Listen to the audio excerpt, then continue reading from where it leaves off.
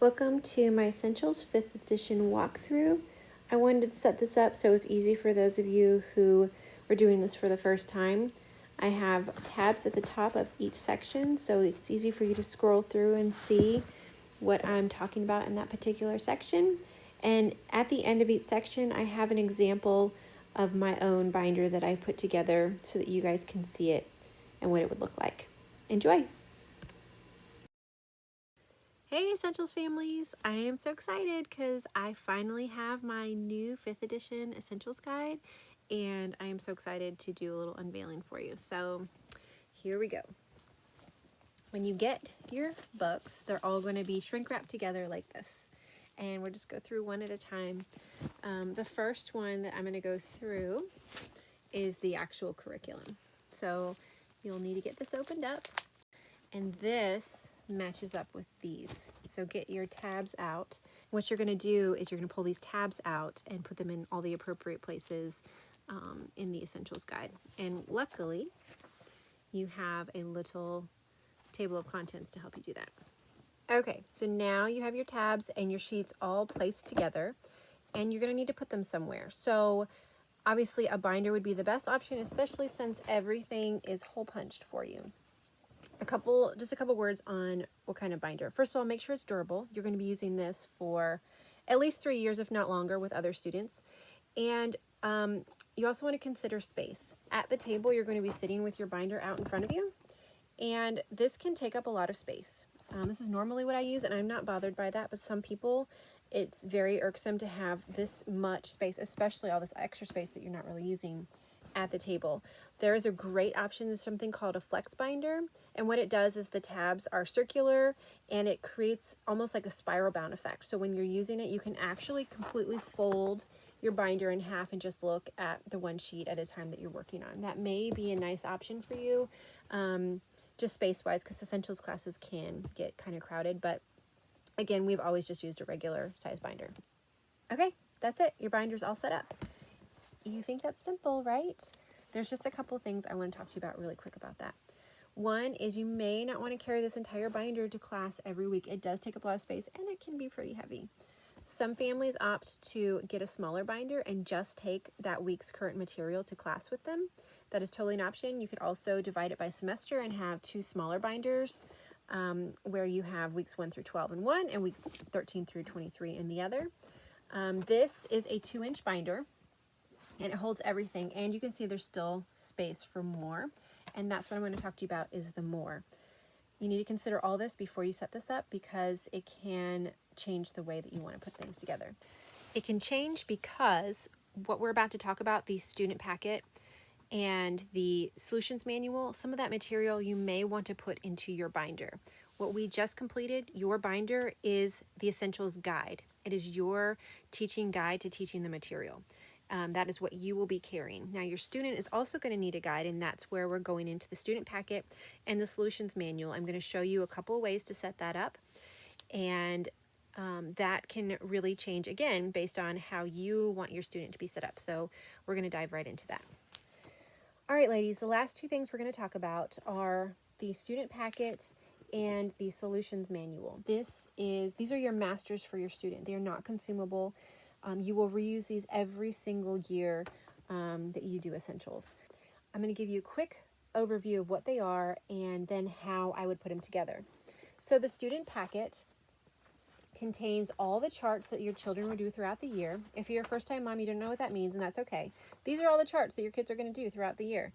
It also includes editing exercises, and then the last part of the student workbook is the analytical task sheet. This is something that we will be using a lot. We will be using in class. So just being aware of it is really essential for those of you who are new. And also something to note, that this analytical task sheet is also can also be a separate resource. They make a trivium table with it on there. Just keep that in the back of your brain. All right. So that's what the student book is, and the solutions manual is actually kind of goes hand in hand with that student book. This is a little bit or a lot different from what we've had in the past. So let's just go through this so that you can see what I'm talking about. So when you go to page 5 in both of the books, you have the student chart that I was telling you about in the student manual. In the solutions manual, there is the filled out version of that same chart. This is a little bit trickier because usually they used to be side by side, and it was much easier to put together. Now they're not. They're in 2 separate books.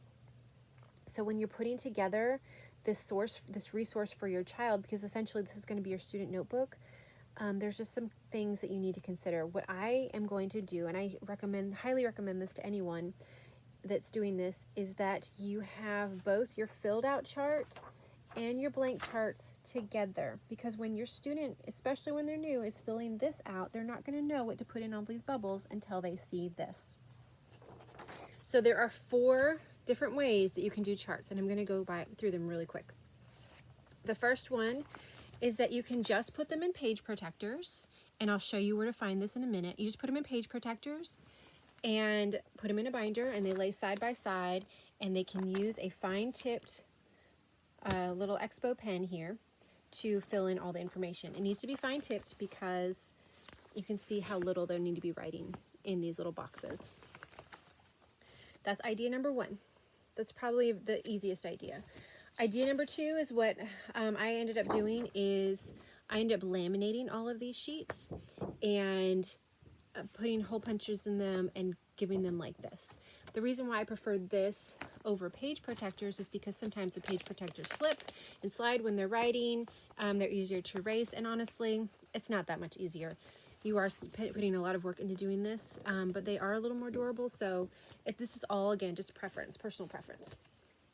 Idea number 3 is you can buy the trivium tables. So this is all the same exact information on here, and you have your chart A, and sorry, I gotta figure it out. Where's chart? Okay, so they would lay like this.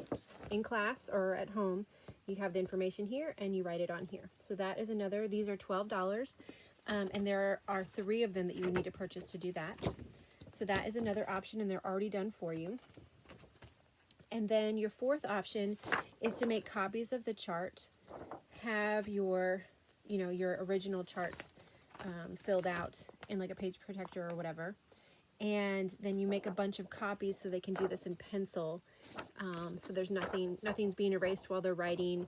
The downside of this, obviously, is that you have a lot of extra paper. But some people prefer pencil over dry erase. Some people prefer to have just something small that they can throw in their backpack. And then, setting up a notebook with the page protectors is another option. So those are your 4 different options for setting up the charts in your notebook. Okay, so next is the editing exercises. And these are, again, in both of these books. I'm totally mixing up my papers here. All right, so the editing exercises in the student manual begins on page 25. And in the regular manual, it's page 27, editing exercises. And these have changed a little bit, which is really great. So in your student book, they're going to have, it'll say at the top, your corrected, or this is to be corrected by the student. And in the parents, it says editing to be corrected. The best way to do this is to put them side by side. If you're a first-time student, you may never even get to these. So the best thing I'd say is keep it simple. If you have a child who really needs lots of extra things to do, this may be good for them their first year. If not, let's wait till their second year. All right, and so let's say you're a first-time second-year student doing these editing exercises, or first-time just extra student. The best way to first start off with these is to lay them side by side. Your student is looking at the corrected and the uncorrected and saying, where are their differences? It's kind of like a seek and find. Give them a dry erase marker, because these are going to be in lamination, right? Or in page protectors. Give them a dry erase marker, and they're going to go through and circle all the mistakes. So basically, they're just looking for mistakes. And that was going to show them, oh, capital letters are at the beginning of sentences. Oh, we need to make sure we have punctuation at the end of every sentence. So it's helping them look and identify different mechanics of sentences. Now, in your guide, it has that same editing exercise, but it actually highlights where the problems are, because, you may not find all of the mistakes, but then you can go through and say, look, the T needs to be capitalized. Look, Rain is not spelled that way. It's spelled with an EI instead of an A or whatever. So you have your own. And these I would not give to your students. I would not give them the solutions. I would keep those in a separate place. And that is the next part of the book there. So after editing exercises, we get to the analytical task sheets. All right, the next section is called the analytical task section. In your student book, it starts on page 74, and it's just a few pages. They look like this. They're completely blank, or not completely blank. They don't have the answers filled in. In the solutions manual, it's several pages. It's almost, I think it's 100 pages or more, because it goes week by week. It gives you basically a script to walk through how to fill this out with your student. And it's done really well, and it should, once you get the hang of it, it will flow pretty well. It does not start until week 3. So if you're looking for it for week 1 and 2, you won't find it. Starting week 3 is when we start this analytical tasks. And again, it's just a script. Every week it gives you a couple different sentences on how to break these down. And also on every week it has advanced sentences. So right here you'll see a little tab that says not our first tour. Ignore those if you're a first-time student or maybe even second-time student, because those are more advanced for the bigger students. Now, this will be a source that you use several times a week. You will definitely want to have this in class.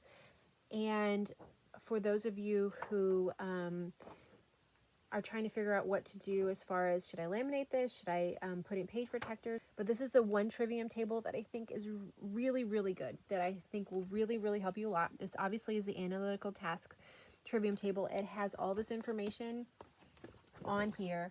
This one is a little bit different than the one in your book. It's laid out a little bit differently, and I'll show you real quick.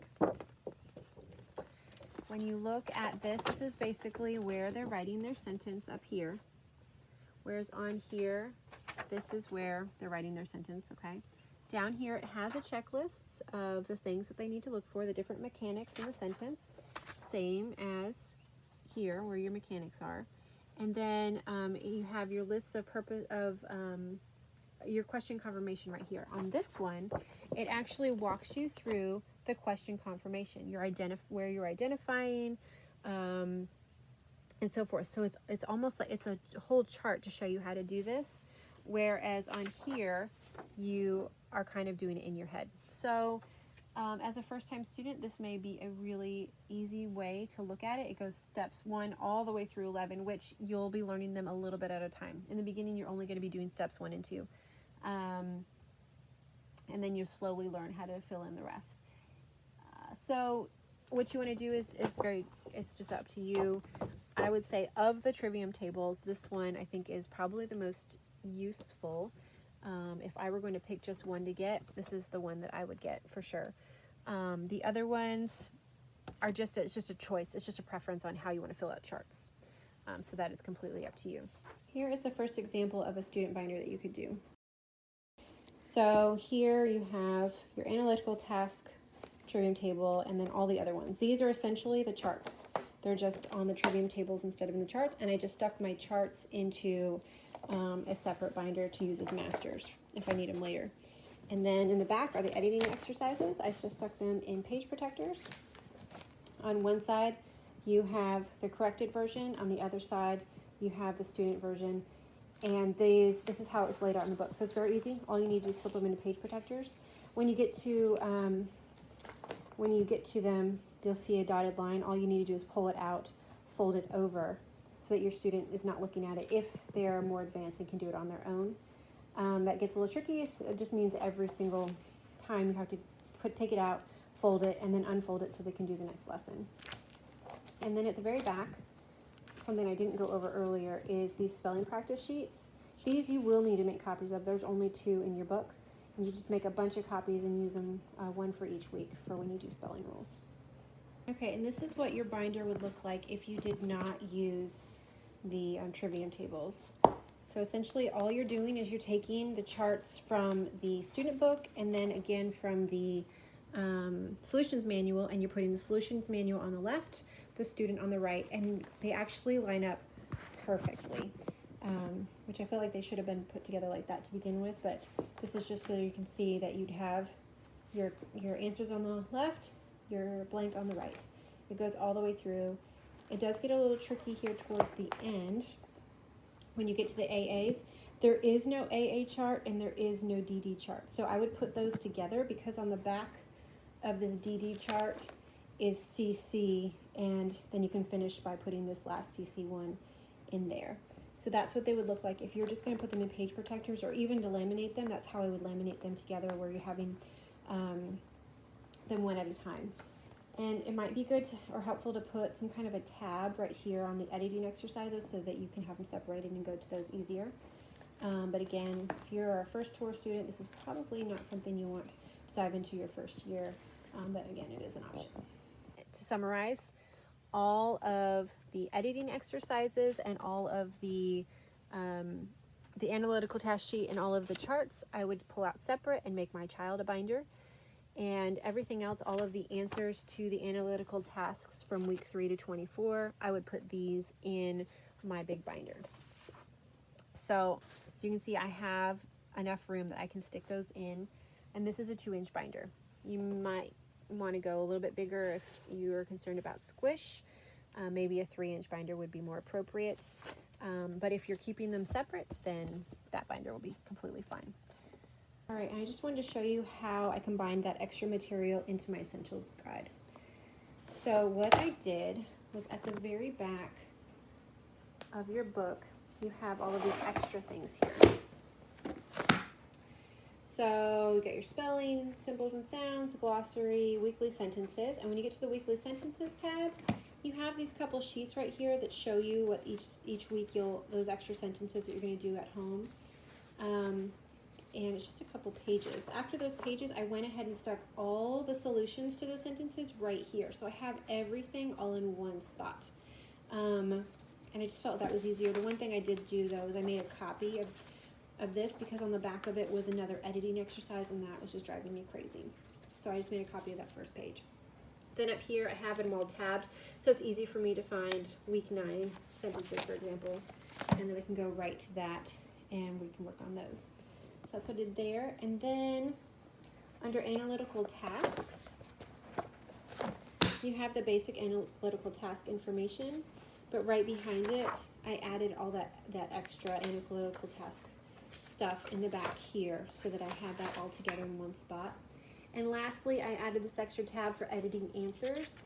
And instead of giving my student the edited answers or having a separate solutions manual, I just stuck it here in the very back. So I had all of the solutions to those editing worksheets all in one spot. And this is kind of like my one-stop binder for everything.